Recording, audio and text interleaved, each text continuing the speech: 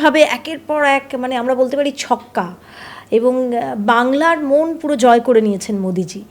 এবং এবারের ভোটে বোধহয় মোদিজিকে দেখেই সবাই ভোট দিয়েছেন, বিজেপির কে ক্যান্ডিডেটকে এত কেউ কিন্তু দেখেনি, মোদিজির জন্যই সবাই ভোট দিয়েছে। তো মোদিজি কতদিন আর থাকবেন?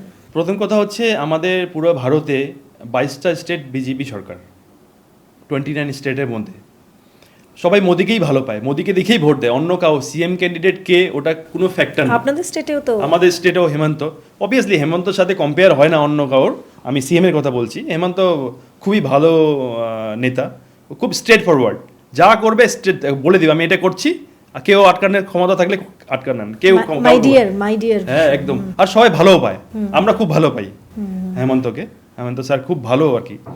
তো মোদির কথা যখন আসছি, আমি এখন থেকে 4 মাস আগেও একটা ভিডিও দিয়েছিলাম কি মোদি 2027-এ নিজের যে পজিশন, প্রাইম মিনিস্টার পজিশন যেটা আছে ওটা বেশিরভাগ চান্স আছে ছেড়ে দিবে। হেলথ রিজন হতে পারে বা অন্য কোনো রিজনসের জন্য, কারণ কি হতে পারে কি ওনার যে সাকসেসের আছে ওনার ট্রান্সফার করবেন আর কি। তো নেক্সট যে পিএম হবে বেশিরভাগ চান্সেস আছে যোগী হবে আফটার ইউপি ইলেকশন।